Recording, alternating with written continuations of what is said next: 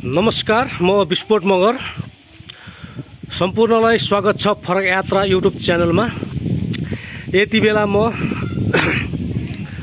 घोराई उपमहानगरपालिका 5 मा रहेको श्री पाण्डेश्वरी महादेव मन्दिरमा आएको छु र तपाईहरु सम्पूर्णलाई यो श्री पाण्डेश्वरी महादेव मन्दिरको भित्र रहेका सब वस्तु देखाउन गइरहेको छु। यति बेला म आएको छु 108 जलधारा स्नान बिहान 6 बजेदेखि 11 बजेसम्म मात्र यो 108 जलधारा खुल्ने रहेछ। तपाईँ यहाँ देख्नु भएको छ दर्शकबिनहरु, यहाँ चाहिँ 108 धारा भनिएको छ। तर अब यो हामीले गन्यो भने धेरै छन्, अब नगनौं, समय एकदमै महत्त्वपूर्ण छ। तपाईहरुलाई म देखाउन चाहन्छु 108 धारा। यो चाहिँ बिहानको 6 बजेदेखि बिहानको 11 बजेसम्म हामीले यहाँ आएर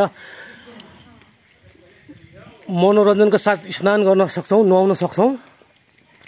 देख्न सक्नुहुन्छ। यो चाहिँ अब जुन 108 धारा छ, प्रत्येक व्यक्तिहरूले आफ्ना जुन स्वर्गीय मातापिताहरूको सम्झनामा बनाएको हो जस्तो लाग्यो, किनकि सबैको नाम त्यहाँ छ। युवराज पौडेल, श्रीमती बिजोरी दुधराज, स्वर्गीय बाजे चौधरी दामोदर गौतम सोके बजे, सबैको नाम छ यहाँ चाहिँ। यहाँ बलदेव अधिकारी, श्रीमती शान्ता अधिकारी, लक्ष्मीपुर 4 डाँडा गाउँ। अब सबैले आफ्नो सम्झनामा यो धारा बनाएको हुनुपर्छ जहाँसम्म लाग्छ मलाई।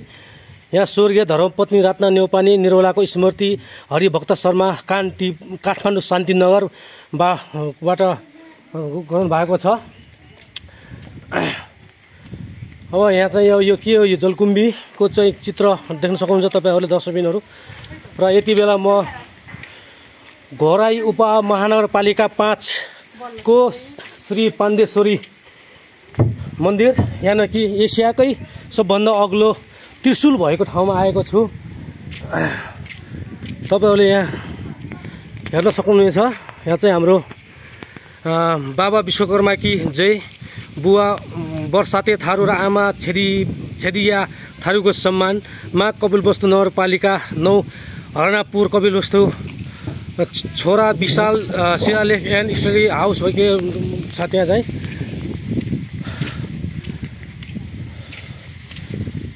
यो भित्र के छ नि त भनेपछि यहाँ देख्न सक्नुहुन्छ। यहाँ चाहिँ 108 धारामा जल स्नान, श्री गणेश मन्दिरको दर्शन, 108 शिवलिङ्गमा जल अर्पण र विष्णु दर्शन र 54 तुलसी मठ दर्शन भनेर गरिएको छ।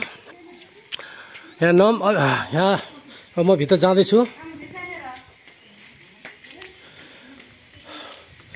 पानी जीवन हो, स्रोतको खोजी गरौँ, हरियाली बचाऊ भन्ने एकदमै राम्रो चाहिँ एउटा भनाइहरू यहाँ लेख्नु भएको छ।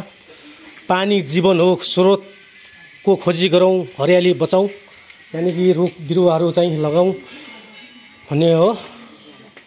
अब हामी यताबाट जान्छौँ।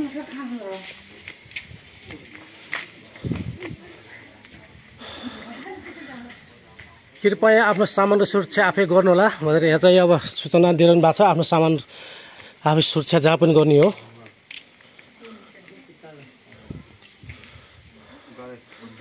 गणेश मन्दिर यहाँ चाहिँ हाम्रो 2 जना सिस्टरहरूले पूजाआजा गर्दै हुनुहुन्छ र विष्णुको दर्शन देख्न सक्नुहुन्छ त दर्शकबिनहरु। यति बेला म तपाईहरु सामु फरक यात्रा युट्युब च्यानलबाट प्रत्यक्ष रूपमा जोडिरहेको छु। अब म माथि 108 शिवलिङ्ग जल अर्पणमा जाँदैछु। त्यसपछि म तपाईहरुलाई अर्कोतिर लैजानेछु। भिडियो चाहिँ अन्तिमसम्म हेरेर साथ दिनुहोला र तपाईहरुको स्वैच्छिक इच्छाले चाहिँ यहाँ दानपत्रमा चाहिँ स्वैच्छिकले सहयोग गर्न सक्नुहुनेछ। 108 शिवलिङ्गमा जल भने तपाईहरुले आएर चाहिँ यहाँ शिवलिङ्गको दर्शन गर्नु सक्नुहुनेछ र चाहिँ जल चढाउन सक्नुहुनेछ। यो सर्प देख्न सक्नुहुन्छ। एकदम राम्रो ठाउँ छ यहाँ। तपाईहरु चाहिँ आउन सक्नुहुन्छ। आएर चाहिँ श्री पाण्डेश्वरी मन्दिरमा आएर दर्शन लिन सक्नुहुनेछ। फोटो खिच्ने आफूले खिच्छ या अलि माथि अग्लो त्रिशुल छ त्यहाँ खिचौँ ल। अब म यता जान्छु।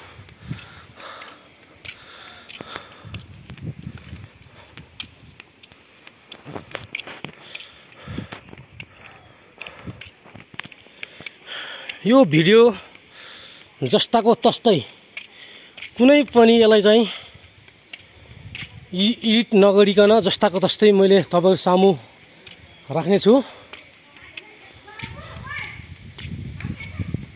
यो त बाटो पनि छ नि। ए 108 शिवलिङ्ग उ धारा पनि यो यहाँ आएर पूजा सुरु गर्ने के त्यहाँ भएको छ। यो चाहिँ मैले यति बेला ठ्याक्कै लाएर 108 शिव लिङ्ग जल अर्पणको राउन्ड मारेर तपाईहरुलाई चाहिँ देखाएँ। उता राम्रा राम्रा आर्टहरु छन् ग्राफी भालुहरुका।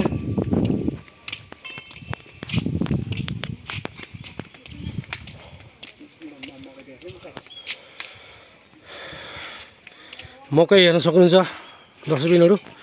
मकै एउटा मकैको बोटले 4 वटा लगाएको छ। 1 2 3 4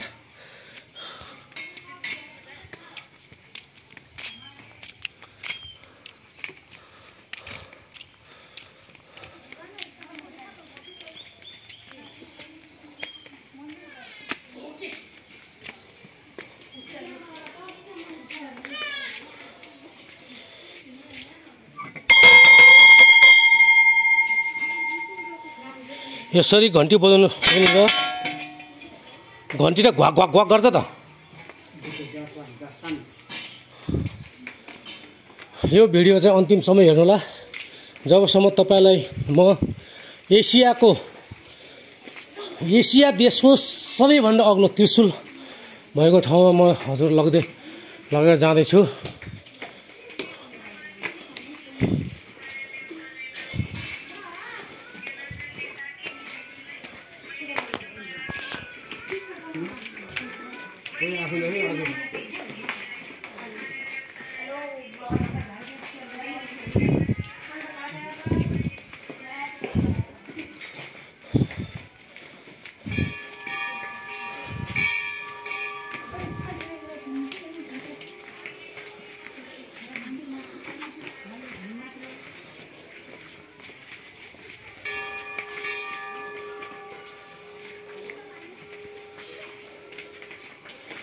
यति बेला म ठ्याक्क लाएर चाहिँ पाण्डेश्वरी मन्दिरको मूल मन्दिरको भित्र प्रवेश गरिसकेको छु। दर्शकबिनहरु तपाईले हेर्न सक्नुहुन्छ। यहाँ चाहिँ सूर्यनारायण मन्दिर, गणेश मन्दिर,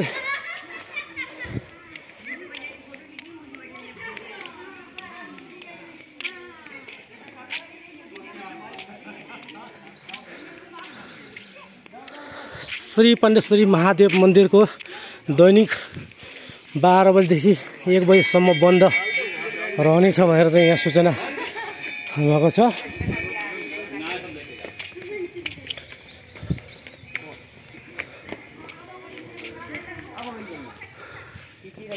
हनुमानको मन्दिर देखाउँछु तपाईलाई, सूर्यनारायणको मन्दिर देखाउँछु, गणेश मन्दिर देखाउँछु। अनि त्यसपछि म तपाईहरुलाई एसियाको सबैभन्दा अग्लो त्रिशुल देखाउने छु। सबभन्दा पहिला मैले तपाईहरुलाई गणेश मन्दिर देखाउन चाहन्छु। गणेश मन्दिर त्यसपछि लाएर हेर्नुहुन्छ मन्दिर।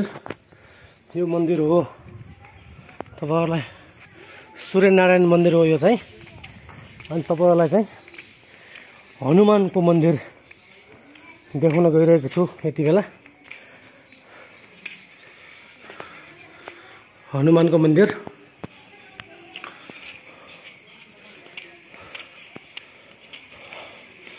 अब यो देखिरहनु भएको श्री पाण्डेश्वरी महादेवको मूल मन्दिर हो, एकदम मुख्य मन्दिर हो। अब म तपाईहरुलाई लगेर जाँदैछु एसियाकै सबैभन्दा अग्लो त्रिशूल देखाउन।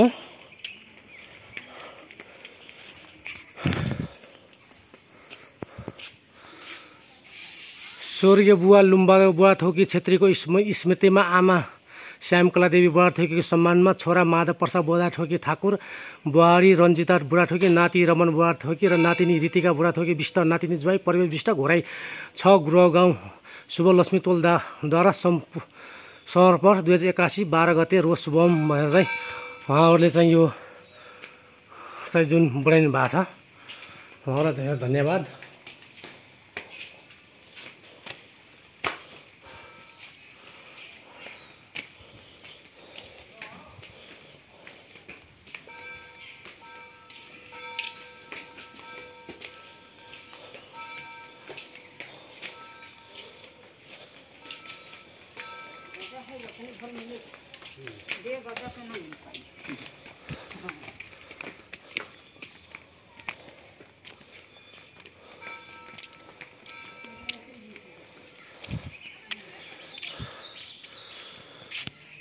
सुनकोट खड्गदेवी मन्दिर प्रवेशद्वार भन्ने छ। यो प्रवेश गरेर चाहिँ हामी सुनकोट खड्गदेवी मन्दिरमा जान सक्छौँ।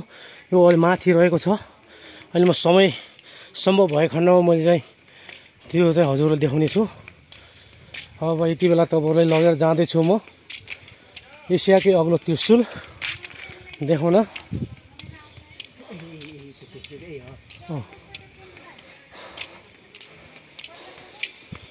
म पहिला आएको थिएँ यहाँ, आउँदा केही थिएन कि यसो तारबार केही थिएन, धेरै पहिला आएको थिएँ म। यस्तो त थिएन, सबै माटै माथि थियो क्या, धेरै पहिला आएको क्या म।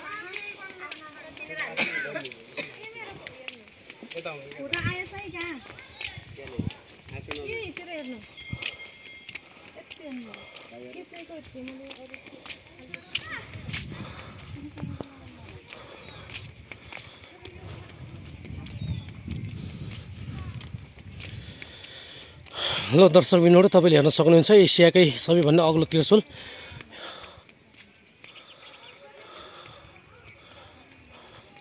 यो हो दर्शकबिन एसियाकै सबैभन्दा अग्लो त्रिशूल श्री पाण्डेश्वरी महादेव मन्दिर, घोराई उपमहानगरपालिका 5।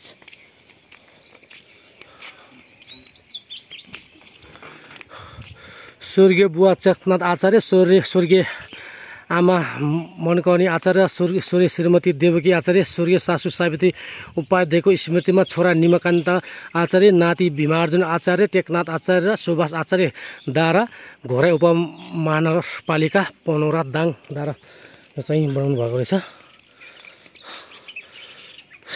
स्वर्गीय बुवा खुशलराम पोखरेल, स्वर्गीय आमा लीलादेवी पोखरेलको स्मृतिमा समर्पण प्रतिष्ठानले छोराहरू भुवनेश्वर पोखरेल, हरिवंश पोखरेल, सुमन पोखरेल, किरण पोखरेल, तुलसीपुर उपमहानगरपालिका 16 भेलाइ दाङ 2063 12 8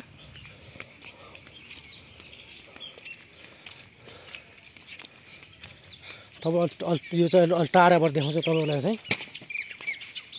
अलि टाढाबाट देखाउँछु एसियाकै अग्लो त्रिशूल।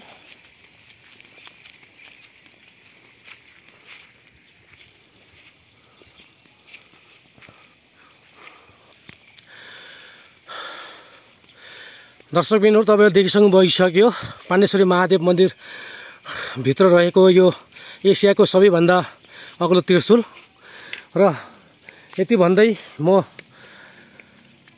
आजको लागि तपाईहरु सामु बिदा हुन चाहन्छु र तपाईहरुको मनमा लागेका जिज्ञासा र सुझाव सल्लाह कमेन्ट बक्समा लेखिदिनु होला। र यस्तै भिडियोहरु तपाईहरु समक्ष आउनको लागि फरक यात्रा युट्युब च्यानललाई सब्स्क्राइब गरी र नजिक रहेको बेल आइकनलाई थिच्न नभुल्नुहोला भन्दै म बिदा हुन्छु। हस्त धन्यवाद, नमस्कार।